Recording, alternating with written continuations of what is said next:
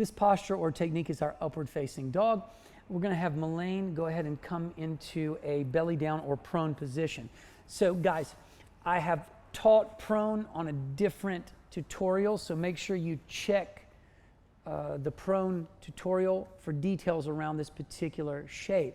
Now let's talk about this variation of prone, which is going to be the upper trunk pressing the ground away and extending upward, okay? Basically what this is in essence is a variation of a back bend, okay?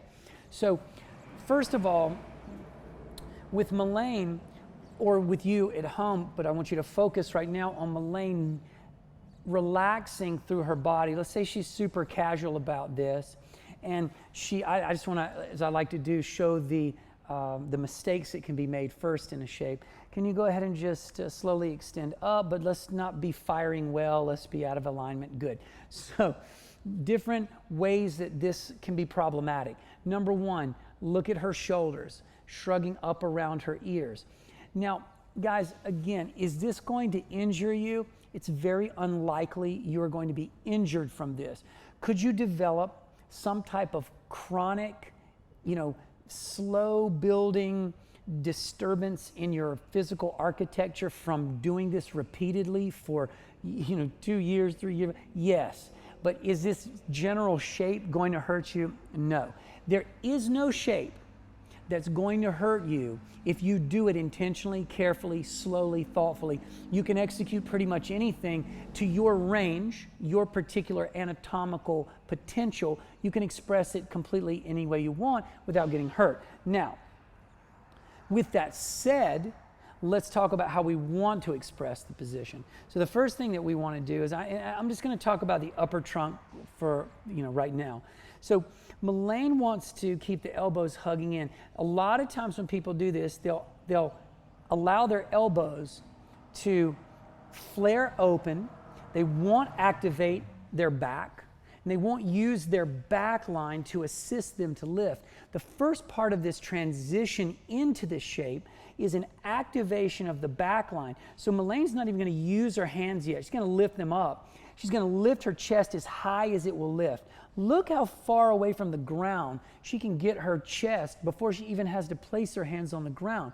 So already we're doing it the right way. We're activating the right muscles rather than just relying on the arms to push an inactive upper trunk up. Can you do that? Just push an inactive upper, which is basically what you get when she does it this way. So what she's looking to do first is keep the elbows hugging into the ribs, begin to elevate the upper trunk first by firing her extensors. Everything's lifting, so start lifting, lifting, lifting, lifting. Beautiful. Now hold. Look through the back line. Legs are firing. Her feet are not relaxed. Some people might say, oh, what about your feet being connected to each other? Connect your feet. Not necessary. Open your legs up. Totally fine. It is not going to hurt you to have your legs slightly open a hip's width distance. It's not an issue. Okay? So, but look at her butt right now. Look at her glutes. She's firing. Very strong because these muscles are responsible for helping to lift the legs or extend the legs back behind you, which is sort of in essence a little bit what she's doing to first get into this position. So she'll fire the back line to lift. Then once she gets to the full potential of her muscular effort, she'll then use her hands to assist for the stretch. The stretch begins when she lifts the body off or away from the ground and allows the body to then sort of relax and lengthen downward. In a way, this is an act of traction. If you really think about it, it's like she's gotten the upper trunk here, and the rest of this is just sort of relaxing down, so this becomes a bit of traction, if you will. Now, of course, her thighs are still firing, but her butt is now soft because she's not actually trying any longer to extend her legs behind her. She's actually trying to keep her upper trunk lengthened, again, upward, crown of the head up, not back. You can travel back into this position if you know how to open the chest up and equally distribute the extension all through the thoracic vertebra. In other words, this whole mid-spine has to open up when you start lengthening back, okay? Another important thing, if you can come around, shoulders are over wrists. So often people, can you drag, are in this position. Guys, I'm going to tell you right now, like it or not, this particular shape she's making right now really focuses the hinging it locates it in a very small area of the low back. It does not distribute it throughout. It actually causes it to be located right here at the thoracic lumbar juncture. And this is just not something that you want to encourage, in my opinion. So I want Melayne to bring her hips back forward so she can lift shoulders over wrists away from the floor. And now she can create space from her tailbone all the way to her final cervical, vertebra into the skull, and then the skull lengthening up, straight up to the sky. And again, if she wants to exit this shape the way that we exit this shape, she could either bring her chin to her chest, press, full protraction, and roll back out of the shape, or you could as well, and there's nothing wrong with this, let's say you curl your toes under for me, you could be in a floating up facing dog. This is a variation of up dog where the toes are curled under, and it's called a floating up facing dog.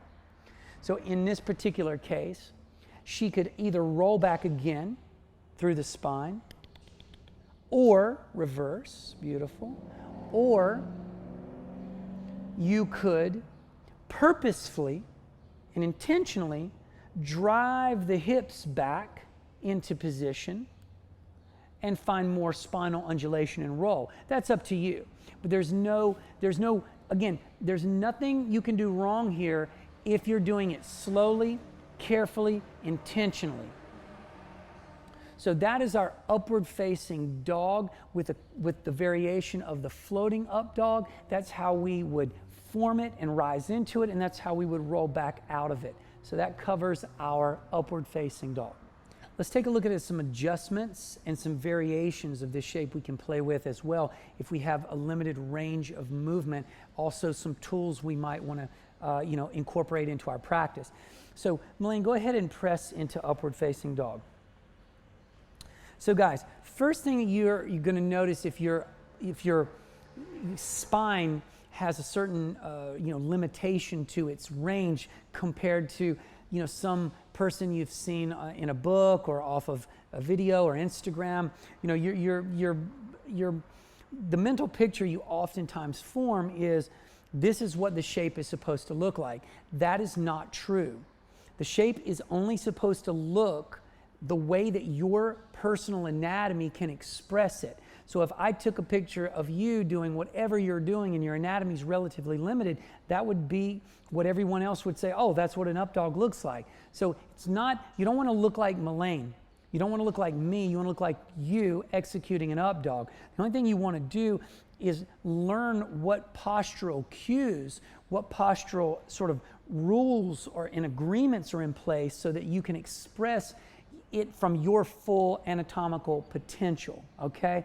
So we've gotten some blocks out, and these are for people who have a bit of trouble getting some extension through the spine, because usually when you have some restriction in the lumbar or the thoracic, you're also going to have some in the shoulders. It's normal that when people are relatively tight, they're tight all over. That's more common than not. So if you find yourself in this upward facing dog position, what I want you to note is, could you come down for a second? Well, just with the knees, that's beautiful. Yeah, perfect, right there. What you might note is, man, I don't get much extension and curve here. Totally understandable. A lot of people don't. As a matter of fact, I would even go as far to say that this is a very unfriendly shape to most people's bodies. It's actually friendly to, when it's friendly to your body, it feels amazing from the ground. When it's not, it can feel very labor intensive and uncomfortable. So notice that when Melayne uses the blocks, look at the height she gets. Go ahead and fire the legs again. Look at the distance that is created here. Okay, lower back down, put the hands just on the floor. Now notice the distance that she creates here. I mean, look at this, guys. There's a huge gap between these two. So what this means is when Melayne, if she had a very limited range compared to someone else, she can get some objects, blocks, parallettes, a chair is also just as good. You can just come in and basically lift, and you can stretch away from this shape. Okay, knees to the floor again, hold. Now she can take it up further. So again, all depending on your range, the less range you have, the higher you want to take the object. So this could be a chair, it could be a box, it could be a table, and you're basically opening, your hands are on it, and you're coming into position, go ahead and come back into position, and you're just stretching away from it. And without all of that tension that is present when you're low to the ground, you can actually take away some of the intensity of this curve. And when you take away some of the intensity of the curve, you can actually then focus in opening your chest and shoulders, which, by the way, is the entire purpose of this shape. It's a front line stretch. It is, again, a variation of a back bend, which doesn't mean you actually bend. When we think of back bend, we think, oh, I'm stretching my back. No, you're stretching your front, not your back. A back bend is a front stretch. So she's basically in a variation of a back bend. Now let's look at me. I'm going to come in here. If I want to, and I've agreed, we've made an agreement, and this is a consensual stretch because I don't want to put her in a position she's not prepared to be in. I can come in and make some adjustments. I can lengthen, because maybe she's shrugging. Go ahead and shrug. I can come in and I can lengthen here. Beautiful. Or I can remind her, hey, press into my hand. Beautiful. I can come back here. I can look at her shoulders. They're shrugging forward. I can maybe come in and put my knees back. I can open up and sort of draw. Again, not in a weird, I'm not drawing them back to their full potential back here. I'm just opening them to a neutral position where she would not get hurt. Okay? Rest for a moment.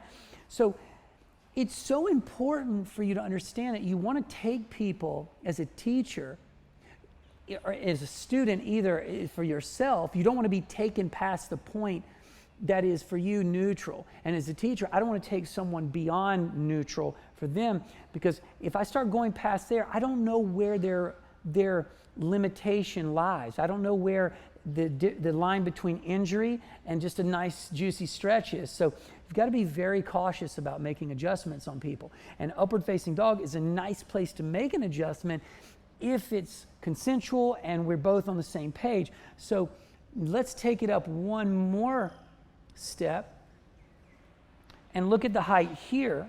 So this is, for me, this would be the height I like to be at. As an example, I love to be as high as I can when I'm doing an upward facing dog, because this is a place where I don't have a tremendous amount of bend. I'm not a big back bender, as you might see in some of my movement. I just know how to move through my body and work with my limitations, without exploiting things. So again, look at this. She's taken away, and I want you to focus on this for a second. Look at the curve. Look at the curve here, right? And her ability to access and stretch back and open. Look how much she can, good, yeah, and good. Look how much she can do. She cannot do this when she's off these blocks. She can only go that deep back when she's now lifted, and now she's able to access her thoracic spine and open up through here. But look what happens when she goes back down to her hands. And See, she can't access it anymore. The angle is too sharp now. But when she rose up and took a lot of that angle away, now she can really get into her chest. So I'm talking to you guys at home that are quite stiff. This is how you get into this mid-thoracic spine area, shoulders opening, is by lifting yourself further away from the ground. So that's a nice adjustment for your upward facing dog.